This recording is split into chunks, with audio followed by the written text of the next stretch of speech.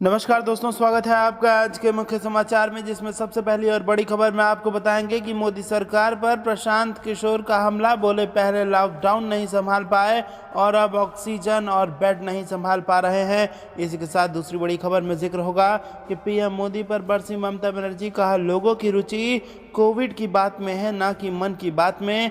और तीसरी बड़ी खबर में आपको बताएंगे कि बंगाल में कोरोना के 15,889 नए मामले।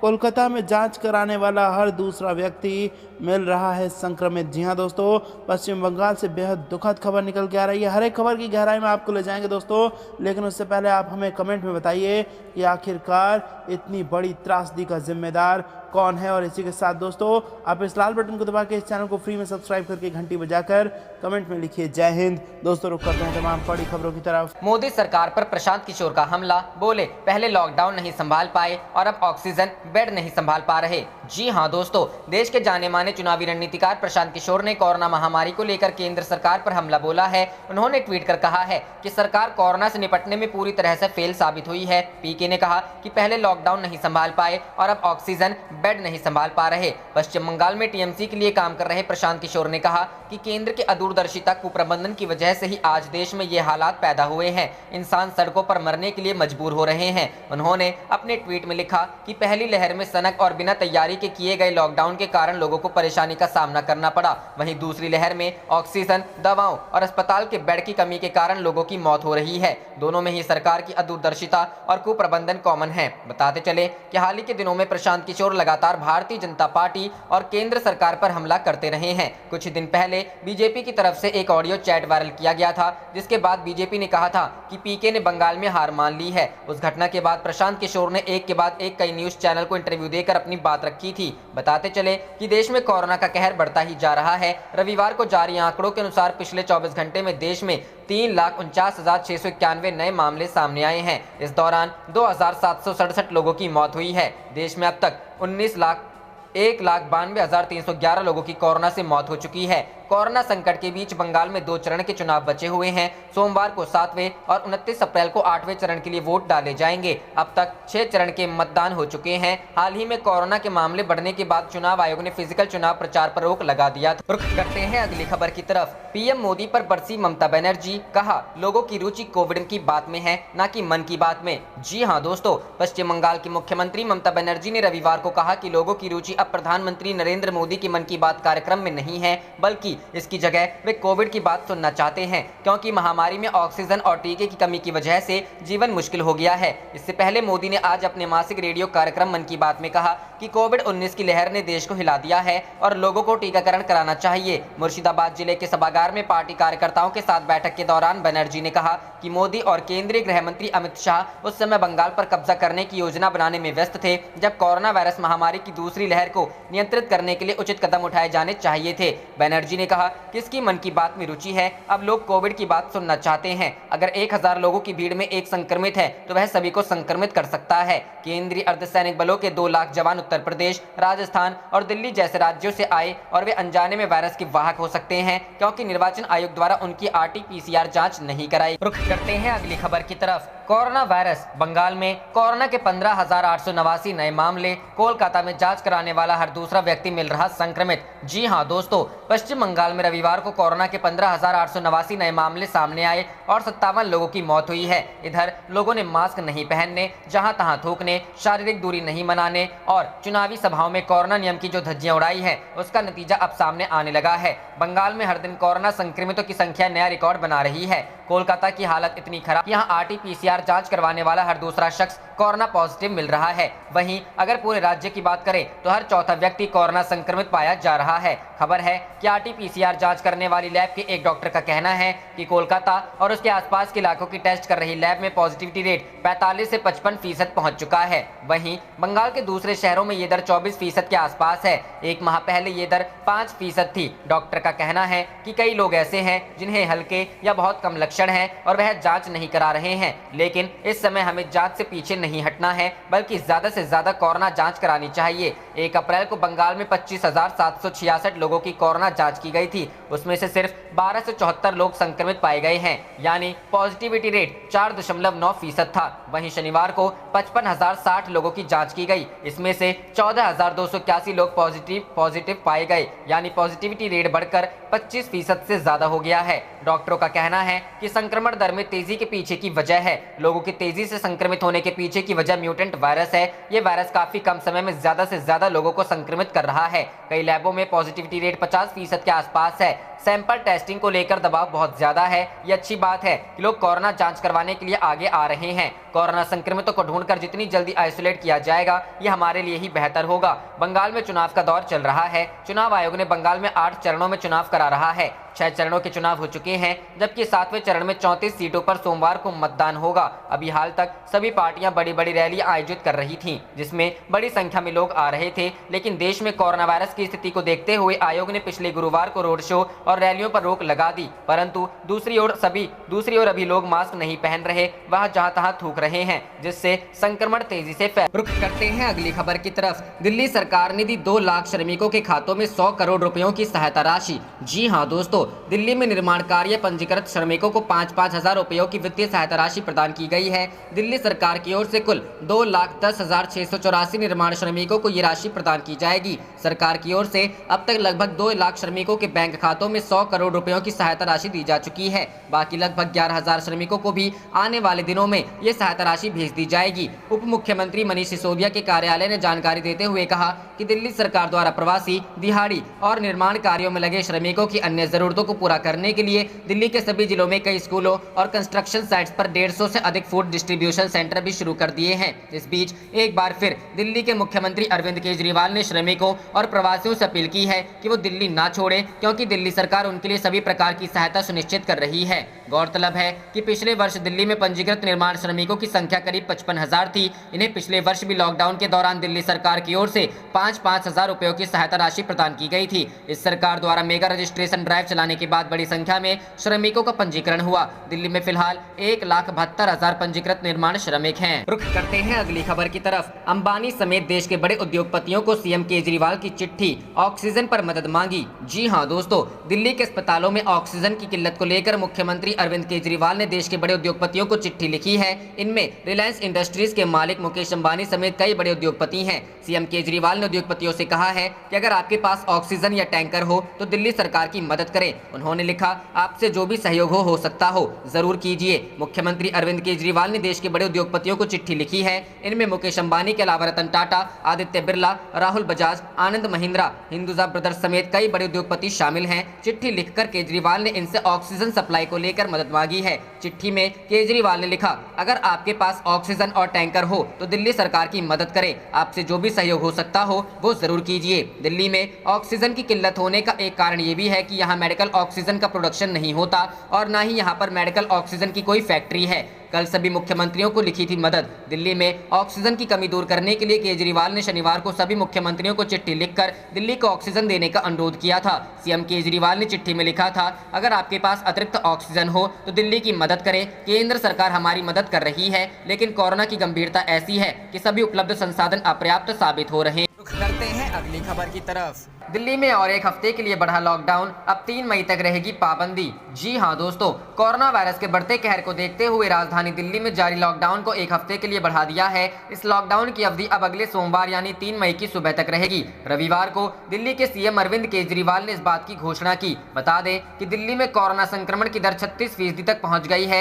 यही वजह है कि सरकार लॉकडाउन की अवधि को एक हफ्ते के लिए बढ़ाया गया। रविवार को प्रेस कॉन्फ्रेंस के दौरान सीएम अरविंद केजरीवाल ने कहा कि हमने एक पोर्टल शुरू किया है जो ऑक्सीजन की आपूर्ति के बेहतर प्रबंधन के लिए ऑक्सीजन निर्माताओं, आपूर्तिकर्ताओं और अस्पतालों द्वारा हर 2 घंटे में अपडेट किया जाएगा। उन्होंने कहा कि केंद्रीय और राज्य की टीमें एक साथ काम कर रही हैं। आपको बता दें कि दिल्ली में लॉकडाउन के दौरान आवश्यक सेवाएं जारी रहेंगी, मेडिकल व्यवस्थाओं की और खाने पीने की सेवाएं भी जारी रहेंगी। इस दौरान शादियां भी होंगी, वो भी 50 लोगों की अनुमति के साथ। इन सभी लोगों के लिए अलग से पास दिए जाएंगे। आपको बता दें कि शनिवार को रिकॉर्ड 357 कोरोना संक्रमित लोगों ने दम तोड़ा। इसी दौरान 24,000 से अधिक नए मामले सामने आए। दिल्ली में लोगों के संक्रमित पाए जाने की दर 32.27% है। पिछले 24 घंटे के आंकड़ों के अनुसार दिल्ली में एक्टिव मामलों की संख्या 1 लाख के करीब पहुंच रही है। राष्ट्रीय राजधानी में अभी 93,080 एक्टिव केस हैं। 5 दिन में 1 लाख से अधिक लोगों ने कोरोना को मात दी। दिल्ली में बीते 5 दिन में जहां कोरोना के 1 लाख मामले सामने आए हैं, वहीं दूसरी ओर इस दौरान संक्रमण को मात देने वालों की संख्या भी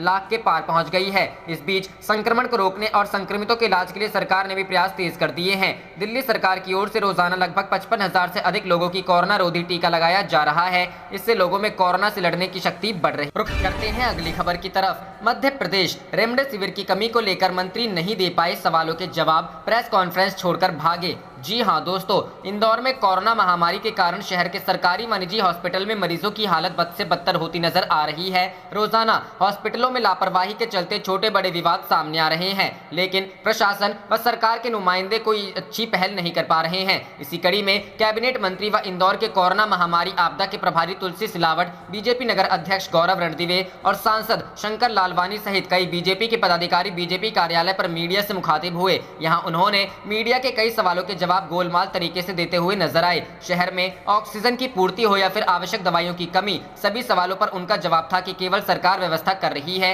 लेकिन धरातल पर हालात कुछ और ही हैं। प्रेस कॉन्फ्रेंस के दौरान कैबिनेट मंत्री तुलसी सिलावट और भाजपा अध्यक्ष गौरव रणदिवे इंदौर में रेमडेसिविर की कमी को लेकर पत्रकारों के सवालों के जवाब नहीं दे पाए और प्रेस कॉन्फ्रेंस छोड़कर भागे। शमशान घाटों में रोजाना देह संस्कार के लिए पहुंच रहे शव शायद शासन प्रशासन के आंकड़ों से बाहर है। इन शवों को आंकड़ों में नहीं गिना जा रहा। नगर अध्यक्ष गौरव रणदिवे का कहना है कि शहर में हॉस्पिटलों की संख्या बढ़ाकर 105 कर दी गई है। आने वाले दिनों में अन्य शासकीय हॉस्पिटलों को भी कोविड-19 बनाया जाएगा और यहां पर इलाज शुरू किया जाएगा। कुछ हॉस्पिटलों को ऑक्सीजन उत्पादन के लिए हॉस्पिटल परिसर में ही ऑक्सीजन प्लांट लगाने का कार्य किया जा रहा है, जिससे भविष्य में ऑक्सीजन की कमी की पूर्ति की जा सकेगी। हॉस्पिटलों में बेड की कमी को लेकर उनका कहना था कि होम आइसोलेशन पर जोर दिया जा रहा है ताकि बेड की कमी दूर की जा सके। जिन मरीजों को हॉस्पिटल में रहने की आवश्यकता है उन्हें ही रखा जाएगा। मीडिया द्वारा मरीजों को बेड उपलब्ध नहीं होने के कारण मौतों के आंकड़ों को लेकर नगर अध्यक्ष का कहना था कि ऐसा कोई भी व्यक्ति नहीं है जिसे बेड ना मिला हो, लेकिन धरातल में कुछ और ही नजारा है। सोशल मीडिया पर लगातार लोगों के मैसेज वायरल हो रहे हैं कि उन्हें बेड की आवश्यकता है और कई लोग सोशल मीडिया के माध्यम से ही बेड की तलाश में जुटे हुए हैं। रेमडेसिविर में उन्होंने कहा पूरे देश में इस दवाई की कमी है। रुख करते हैं अगली खबर की तरफ। सिस्टम फेल हो गया है, अब जन की बात करिए। पीएम मोदी पर राहुल गांधी का जोरदार हमला। जी हां दोस्तों, देश में कोरोना के मामले लगातार बढ़ते जा रहे हैं। लोग संक्रमण के चलते बेहाल और लाचार नजर आ रहे हैं। संकट की इस घड़ी में राजनीतिक दल भी विपक्षियों पर हमले का मौका तलाश रहे हैं, साथ ही लोगों की मदद के लिए भी आगे आ रहे हैं। कांग्रेस के पूर्व अध्यक्ष राहुल गांधी ने कांग्रेसियों से अपील की है कि सभी राजनीतिक काम छोड़कर लोगों की मदद करें। राहुल ने ट्वीट कर यह अपील की है। राहुल गांधी ने ट्वीट करते हुए लिखा है, सिस्टम फेल है, इसलिए ये जनहित की बात करना जरूरी है। इस संकट में देश को जिम्मेदार नागरिकों की जरूरत है। अपने कांग्रेस साथियों से मेरा अनुरोध है कि सारे राजनीतिक काम छोड़कर सिर्फ जन सहायता करें, हर तरह से देशवासियों का दुख दूर करें। कांग्रेस परिवार का यही धर्म है। राहुल गांधी अक्सर ट्विटर के जरिए केंद्र सरकार पर निशाना भी साधते रहते हैं। हाल ही में राहुल गांधी ने ट्वीट करते हुए लिखा था, सद्भाव से केंद्र सरकार से अपील है कि पीआर व अनावश्यक प्रोजेक्ट पर खर्च करने की बजाय वैक्सीन, ऑक्सीजन व अन्य स्वास्थ्य सेवाओं पर ध्यान दें। आने वाले दिनों में ये संकट और भी गहराएगा। इससे निपटने के लिए देश को तैयार करना होगा। वर्तमान दुर्दशा असहनीय है। देश में कोरोना से बिगड़ते हालात। देश में कोरोना वायरस के संक्रमण के चलते रोजाना हालात बिगड़ते जा रहे हैं। देश में एक बार फिर नए मामलों के आंकड़े 3 लाख के पार हो गए हैं। केंद्रीय स्वास्थ्य मंत्रालय के मुताबिक बीते 24 घंटे में कोरोना के 3,49,691 नए मामले सामने आए हैं। वहीं 2,767 लोगों की मौत हुई है। बीते 24 घंटे में 2,17,113 लोग ठीक भी हुए हैं। सबसे ज्यादा मामले महाराष्ट्र से सामने आए हैं। इसके बाद उत्तर प्रदेश, कर्नाटक, केरल और दिल्ली के मामले हैं। इसके बीच देश में ऑक्सीजन बेड्स की किल्लत के भी मामले कम नहीं हुए हैं। साथ ही कई वैक्सीनेशन सेंटर्स पर भी वैक्सीन न होने के कारण टीकाकरण रोक दिया गया। रुख करते हैं अगली खबर की तरफ। कोरोना, लखनऊ में ऑक्सीजन की कमी से हाहाकार। बोले बीजेपी सांसद, न मिली जीवनदायिनी तो अपनी सरकार के खिलाफ बैठूंगा धरने पर। जी हां दोस्तों, उत्तर प्रदेश की राजधानी लखनऊ के मोहनलालगंज के भाजपा सांसद कौशल किशोर ने प्रशासन को चेतावनी दी है कि अगर लोगों को पर्याप्त ऑक्सीजन नहीं मिली तो वे अपनी ही सरकार के खिलाफ धरने पर बैठ जाएंगे। सांसद कौशल किशोर ने शनिवार को उत्तर प्रदेश के मुख्यमंत्री योगी आदित्यनाथ से कोरोना मरीजों को ऑक्सीजन उपलब्ध कराने की अपील की। कौशल किशोर ने कहा, माननीय मुख्यमंत्री जी से निवेदन है, भारी भारी संख्या में कोरोना से पीड़ित लोग घरों में आइसोलेट हैं। उनको ऑक्सीजन की सख्त जरूरत है। ऑक्सीजन गैस रिफिलिंग प्लांट पर ऐसे लोगों को ऑक्सीजन मिलने से बड़ी कठिनाई का सामना करना पड़ रहा है। किशोर ने वीडियो जारी कर कहा, लखनऊ में ऑक्सीजन की किल्लत है। जो लोग होम आइसोलेशन में हैं, उन्हें ऑक्सीजन की सख्त जरूरत है। लोगों को ऑक्सीजन मिलेगी तो अस्पतालों पर दबाव कम होगा और उनकी जान बच जाएगी, लेकिन सैकड़ों लोगों को ऑक्सीजन नहीं मिल पा रही है। ये जिम्मेदारी हमारी है कि हम लोगों को ऑक्सीजन दिलाएं। सांसद ने कहा, दिन भर में हमारे पास इतने फोन आते हैं। प्रशासन से कई बार गुहार लगाने के बाद भी हम आइसोलेशन में रहने वाले मरीजों को ऑक्सीजन नहीं दी जा रही है। इससे पहले भी ऑक्सीजन को लेकर कौशल किशोर को लेकर सरकार व प्रशासन से कई मिन्नतें कर चुके हैं। शनिवार देर रात किशोर के बड़े भाई महावीर प्रसाद का कोरोना से निधन हो गया। वह करीब एक सप्ताह से KGMU के कोविड अस्पताल में भर्ती थे। सांसद कौशल किशोर ने बताया कि उनके बड़े भाई महावीर प्रसाद दुबग्गा के बिगरिया में उनके पड़ोस में ही रहते थे। करीब एक सप्ताह पहले कोरोना संक्रमित होने पर उन्हें KGMU के कोविड अस्पताल में भर्ती कराया गया था, जहां 2-3 दिन से उनकी हालत और बिगड़ गई। शनिवार देर रात उनका निधन हो गया। उनके परिवार में बेटे राकेश व अरविंद और 4 बेटियां हैं। महावीर प्रसाद के निधन की खबर पाकर देर रात कौशल किशोर के तमाम समर्थक व रिश्तेदार शोक जताने उनके आवास और कोविड अस्पताल पहुंच गए। रुख करते हैं अगली खबर की तरफ। सिस्टम को फेल बता राहुल गांधी ने की कांग्रेसियों से अपील, राजनीतिक काम छोड़कर सिर्फ जन सहायता करें। जी हां दोस्तों, देश में बढ़ते कोरोना वायरस के मामलों के बीच राहुल गांधी ने कांग्रेस कार्यकर्ताओं से लोगों की सहायता करने की अपील की है। रविवार को कांग्रेस नेता राहुल गांधी ने सभी कांग्रेस कार्यकर्ताओं से राजनीतिक काम छोड़कर सिर्फ जन सहायता करने की अपील की। उन्होंने कहा कि देश का सिस्टम फेल हो चुका है, इसलिए इस संकट में देश को जिम्मेदार नागरिकों की जरूरत है और कांग्रेस कार्यकर्ताओं को देशवासियों का दुख दूर करना चाहिए।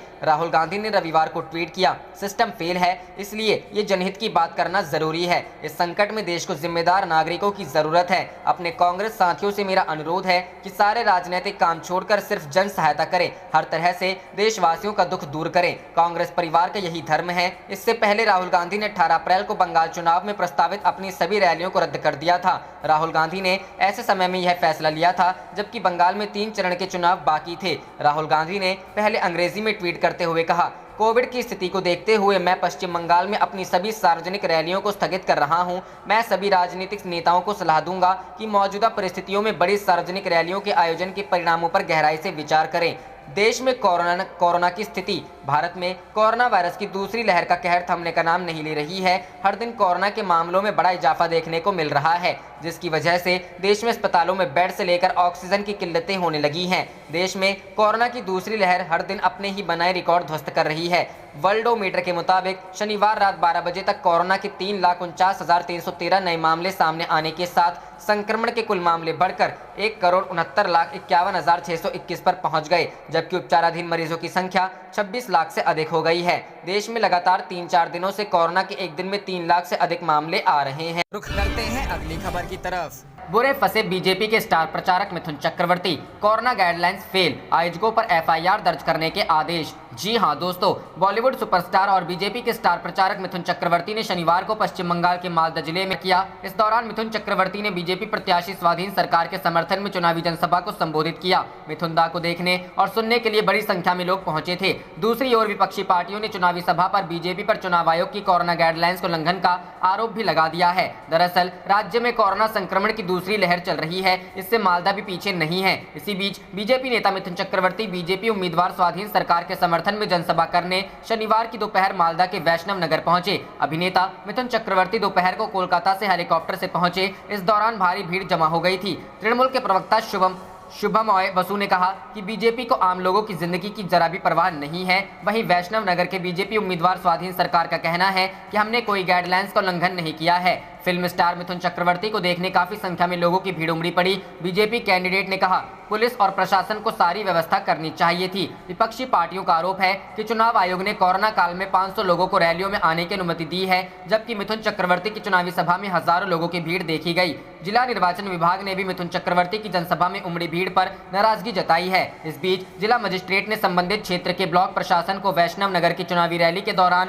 कोरोना नियमों के उल्लंघन पर आयोजकों पर प्राथमिकी दर्ज करने के निर्देश दिए हैं। मामले पर मालदा जिले में राजनीतिक सरगर्मी भी तेज हो गई है। बीजेपी जिलाध्यक्ष गोविंद चंद्र मंडल ने कहा है कि हमने 400 कार्यकर्ताओं को चुनावी रैली में उपस्थित होने की व्यवस्था की थी। लोग मिथुन चक्रवर्ती को पार्टी नेता की तुलना में अधिक लोकप्रिय अभिनेता के रूप में देखते हैं। हमारे लिए इसे संभालना मुश्किल हो रहा है। यह पुलिस और प्रशासन का काम है। हमने कोरोना नियमों को नहीं तोड़ा है। मिथुन दा को देखने के लिए भीड़ उमड़। रुख करते हैं अगली खबर की तरफ। किसान आंदोलन का समर्थन कर बोले सत्यपाल मलिक, गलत राह पर है पीएम मोदी। अमित शाह। जी हां दोस्तों, मेघालय के राज्यपाल सत्यपाल मलिक ने एक बार फिर से कृषि कानूनों के खिलाफ दिल्ली की सीमाओं पर चल रहे किसान आंदोलन का समर्थन किया है। मलिक पहले भी कई बार किसान आंदोलन पर खुलकर अपना समर्थन जताते रहे हैं। हरियाणा के निर्दलीय विधायक सोमवीर सांगवान को लिखे लेटर में सत्यपाल मलिक ने बताया है कि मैंने प्रधानमंत्री नरेंद्र मोदी और गृह मंत्री अमित शाह को बताने की कोशिश की है कि वे गलत राह पर हैं और किसानों पर दबाव डालने की कोशिश नहीं करनी चाहिए। किसान आंदोलन पर बीजेपी जेजेपी की हरियाणा सरकार से अपना समर्थन वापस ले चुके सांगवान ने